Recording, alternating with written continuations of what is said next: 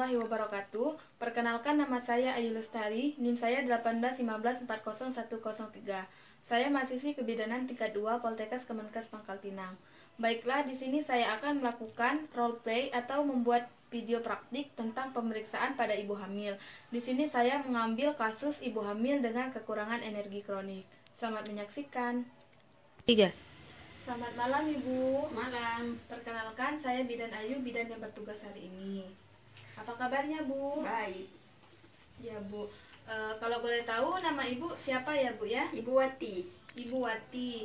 Ibu Wati umurnya 25 tahun. 25 tahun.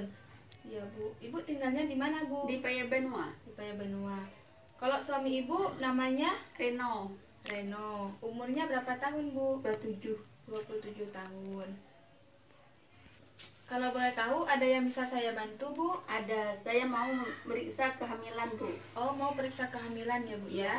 Kalau boleh tahu, ini kehamilan yang keberapa Bu? Yang pertama, Bu. Oh, alhamdulillah ya Bu ya, hamil anak pertama. Ibu ada keluhan-keluhan? Ada, Bu. Keluhannya seperti apa Bu? Kepala pusing, Pusing, mual-mual, mual, muntah, muntah, dan tidak ada nafsu makan. tidak ada nafsu makan. Itu memang kadang hal yang wajar terjadi pada ibu hamil ya Bu ya. Ya, Menstruasi pertama kalinya kemarin umur berapa Bu? 12 tahun. Umur 12 tahun. Siklusnya teratur atau tidak Bu? Teratur. Biasanya lamanya berapa hari Bu? 1 minggu. Oh, 1 minggu ya Bu ya. Ya, Kalau sedang mens itu ada sakit-sakit nggak Bu? ada sakit perut tapi tidak membahayakan. Oh, tidak mengganggu aktivitas ya Bu Iya. ya. Biasanya berapa kali ganti pembalut Bu? 1 hari. 3 kali ya Bu ya. 3. Ibu usia saat kawin kemarin berapa Bu? Umurnya 24 tahun. 24 tahun ya Bu ya. Jadi usia perkawinan Ibu baru 1 tahun ya Bu ya. 3. Ibu kalau boleh tahu, kemarin hari terakhir Ibu mens itu tanggal berapa Bu? Hari pertamanya Bu yang Tanggal 8 Desember 2019. tanggal 8 Desember 2019 ya Bu ya. Iya. Untuk menentukan usia kehamilan Ibu dapat dihitung dengan cara misalkan HPHT Ibu tanggal 8 Desember 2019. Jadi di sini 8 Desember 2019 minggu dan hari. Di sini Januari, Februari, Maret, April, dan tanggal 27 Mei karena pemeriksaannya hari ini tanggal 27 Mei. Dikarenakan bulan Desember itu tanggalnya sebanyak 31 hari, jadi 31 hari itu dikurang dengan 8. Jadi masih tersisa 3 minggu 2 hari. Dan Januari itu 31 hari juga. Maka 43. Kalau Februari biasanya 28 hari jadi 4 minggu. Kemudian Maret 31 hari, April 30 hari, kemudian 27 Mei. 27 Mei itu dijadikan minggu ke hari. Maka dapatlah hasil 3 minggu 6 hari. Kemudian di sini kita jumlahkan semua.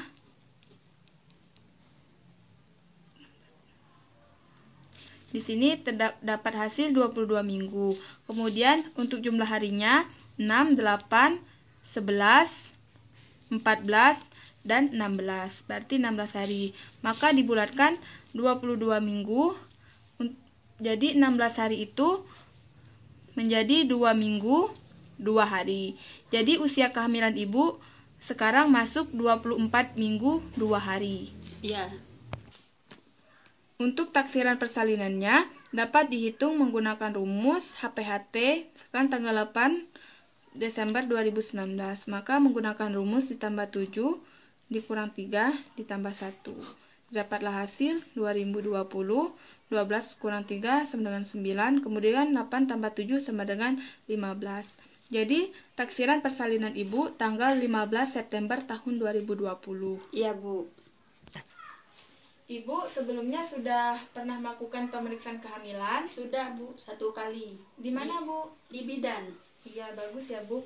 Berarti pada trimester pertama Ibu sudah melakukan pemeriksaan dan ini pemeriksaan di trimester kedua. Iya.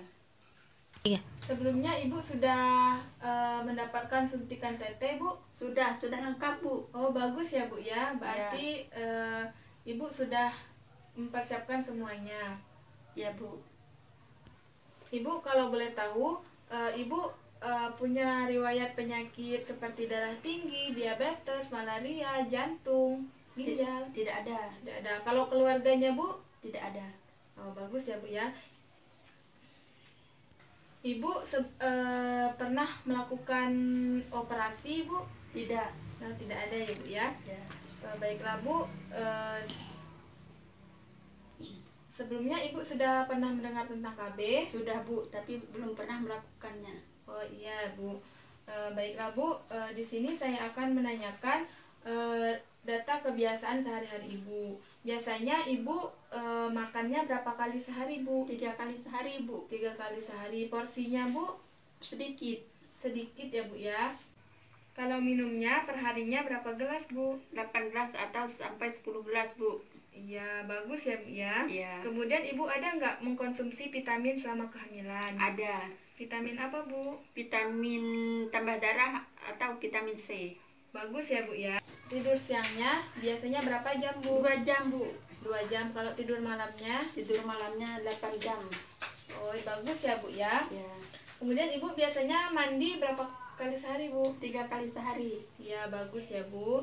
Nah, bagaimana, Bu, pendapat keluarga Ibu? Apakah mendukung tentang kehamilan Ibu ini? Mendukung, Bu. Sangat mendukung. Bagus ya, Bu. Ya. Hai.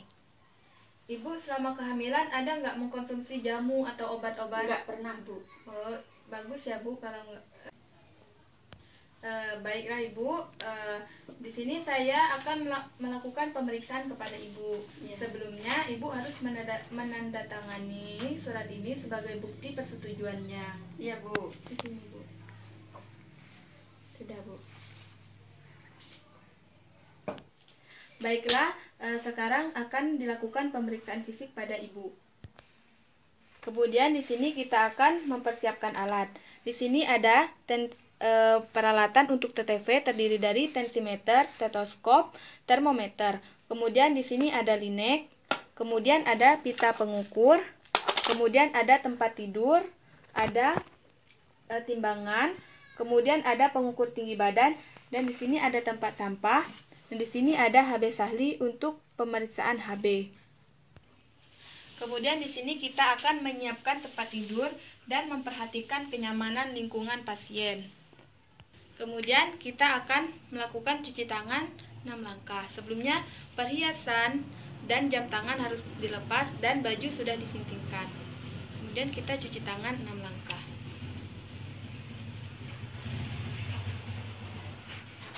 Dan keringkan menggunakan handuk. Ini kita akan melakukan pemeriksaan TTV. Pertama, kita harus memeriksa tekanan darah Ibu. Ya.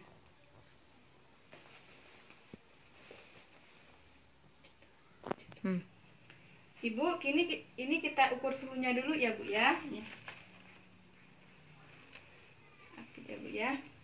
Sekarang saya akan tensi Ibu.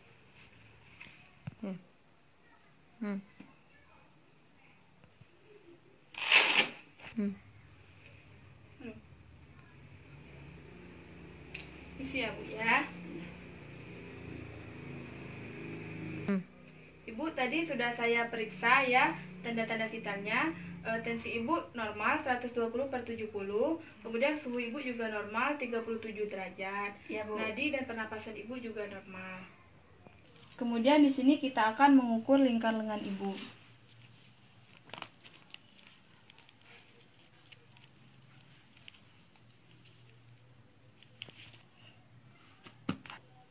Didapati hasil bahwa lingkar lengan Ibu 23 cm dan belum mencapai angka maksimal pada lingkar lengan atas. Ya.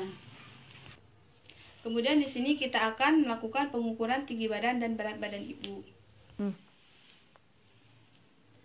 Didapati hasil berat badan Ibu 60 kg dan tinggi badan Ibu 162 cm. Ya, Bu. Kemudian kita membaringkan ibu di tempat tidur dan dalam posisi yang nyaman. Ya, Bu, ya.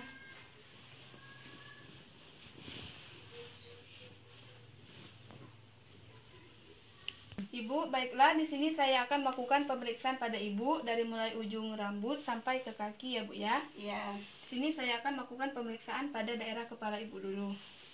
Boleh dibuka ya, Bu ya, ininya. Permisi ya, Bu. Ya. Yang pertama, lakukan pemeriksaan pada kepala. Lihat rambut apakah rontok atau tidak. Kemudian lihat berketombe atau tidak. Kemudian rambutnya bersih atau tidak. Kemudian melakukan pemeriksaan pada muka Ibu. Lihat apakah ada flek-flek hitam atau tidak.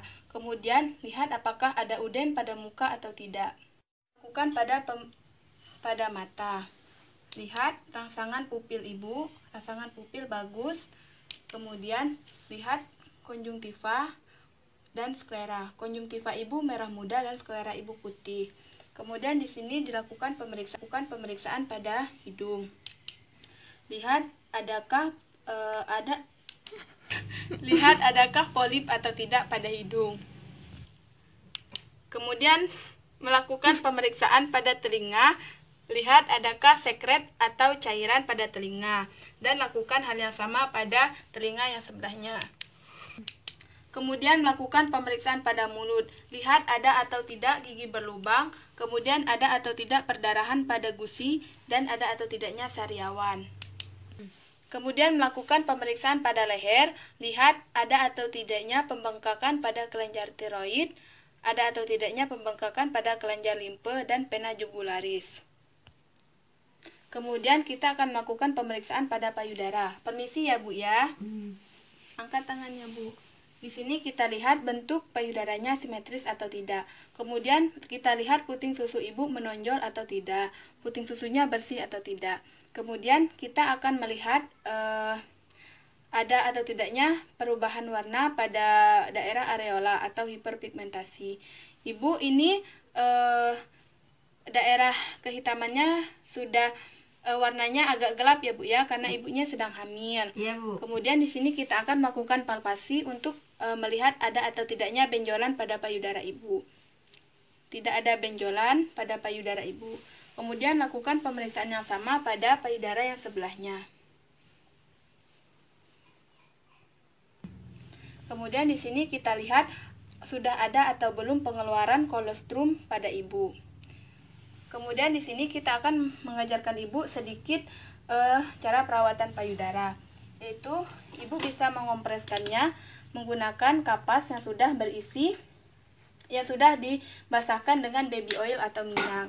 Kemudian letakkan di puting susu Ibu selama 5 menit ya, Bu ya. Kemudian dibersihkan daerah puting dan areolanya. Ya, Bu. Kemudian kita akan melakukan pemeriksaan pada perut Ibu. Ibu, saya periksa ya, Bu, perutnya. Ya, Bu. Kita lihat bentuk perut Ibu memanjang, lonjong atau kemudian lihat ada atau tidaknya linea dan striae. Kemudian kita lihat pembesarannya sesuai usia kehamilan atau tidak.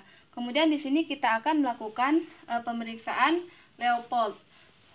Yang pertama yaitu kita akan melakukan pemeriksaan Leopold 1. Leopold 1 ini untuk menentukan bagian apa yang berada pada pundus Ibu. Jika bagian yang teraba, keras, bulat, dan merenting, kemungkinan di pundus Ibu terdapat kepala janin. Tetapi apabila yang teraba itu bulat, lunak, dan tidak melenting, kemungkinan itu bokong janin. Kemudian akan melakukan Leopold yang kedua. Leopold yang kedua ini bertujuan untuk menentukan bagian apa yang terdapat pada sisi kanan dan sisi kiri perut Ibu. Nah, didapati hasil di sini, di sisi kiri perut Ibu ini terdapat bagian-bagian yang keras memanjang seperti papan. Itu artinya kemungkinan di sisi kiri perut Ibu ini terdapat punggung janin. Sedangkan di sisi kanan perut Ibu teraba bagian-bagian atau tonjolan-tonjolan kecil, yakni ekstremitas janin. Kemudian Leopold yang ketiga ini untuk menentukan bagian apa yang terdapat di bagian bawah perut ibu. Jika yang teraba bagian bulat, keras, dan melenting itu kemungkinan kepala janin. Tetapi jika yang teraba itu bagian bulat, lunak, dan tidak melenting itu kemungkinan bokong janin. Kemudian di sini Leopold 4 untuk menentukan apakah kepala janin sudah masuk pintu atas panggul dan seberapa jauh kepala janin sudah masuk pintu atas panggul. Di sini didapati kepala janin belum masuk pintu atas panggul. Kemudian di sini sudah berdasarkan hasil pemeriksaan kita dapat menentukan puntung maksimum pada janin. Di sini didapati puntung maksimum ibu berada pada sebelah kiri atau punggung kiri janin. Sini kita akan mendengar denyut jantung janin selama 1 menit.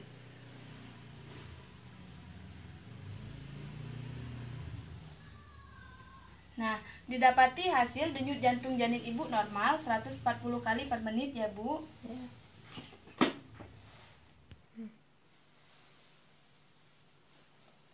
Kemudian di sini sebelumnya apakah pada anus ibu ada hemoroid atau ambeien, Bu? Tidak ada, Bu. Tidak ada. Kemudian kalau daerah alat kelamin ibu ini biasanya ada keluar cairan keputihan yang gatal, berbau, dan busuk, Bu, misalnya? Tidak, Bu. Tidak ada. Bagus ya, Bu ya. Kemudian di sini kita akan melakukan pemeriksaan pada kaki ibu. Misi ya, Bu. Ya. Pemeriksaan pada kaki ini bertujuan untuk menentukan apakah ada odem dan varises pada kaki ibu. Kemudian di sini kita akan melakukan pemeriksaan refleks patella. Ibu boleh bangun ya, Bu ya. Miring ke kiri dulu, Bu. Ke kiri, Bu. Ya, pelan-pelan, Bu. Angkat. Iya. Kemudian di sini kita akan melakukan pemeriksaan refleks patella ya, Bu ya.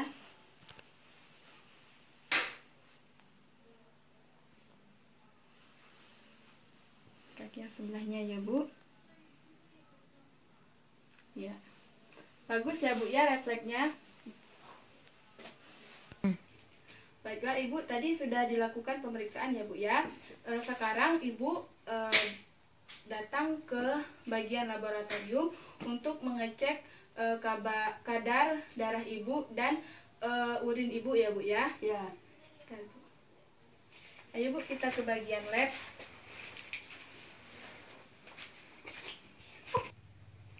Ayo, Bu, masuk. Ibu.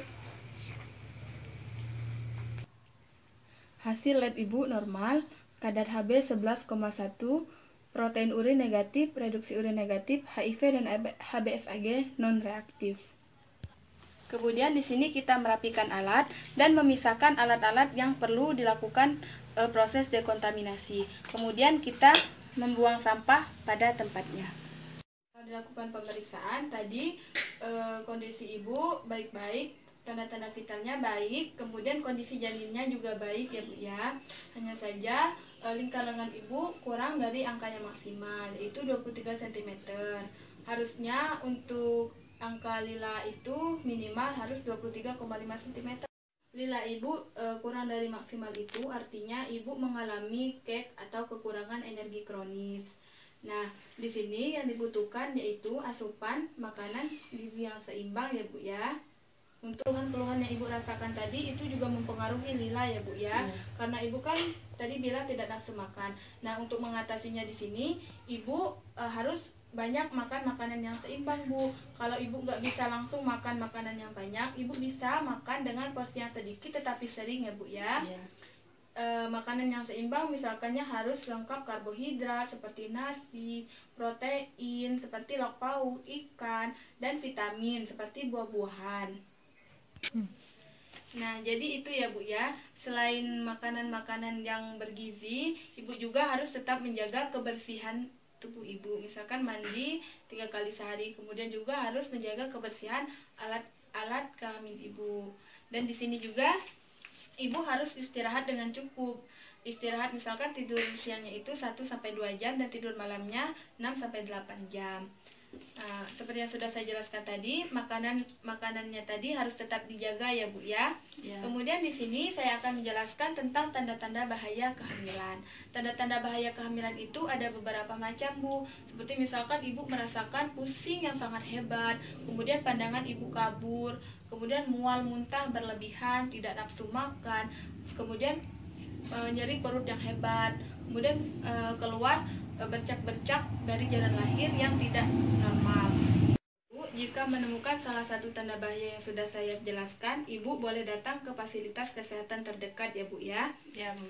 Nah, kemudian di sini juga Ibu harus sedini mungkin untuk mempersiapkan persalinan, baik itu kendaraan, dana, kemudian di mana tempat akan melahirkan, itu semua harus segera dipersiapkan ya Bu ya. Kemudian di sini nanti Ibu kunjungan ulangnya 4 minggu lagi Bu. Ya Bu. Ya. Kemudian ini ada vitamin lagi ya Bu ya, untuk menambah agar tubuh Ibu tetap terjaga kesehatannya. Ini Bu vitaminnya. Kemudian boleh Ibu jelaskan sedikit sudah yang saya jelaskan tadi Bu? Saya harus banyak makanan yang bergizi supaya lila saya cepat normal. Iya Bu. Nanti kita akan bekerja sama dengan ahli gizi ya Bu ya untuk mengecek keadaan Ibu. Kemudian setelah melakukan pemeriksaan dan memberikan penjelasan ke Ibu, jangan lupa untuk dicatat di buku KIA dan lakukan pendokumentasian pada asuhan kebidanan pada ibu hamil.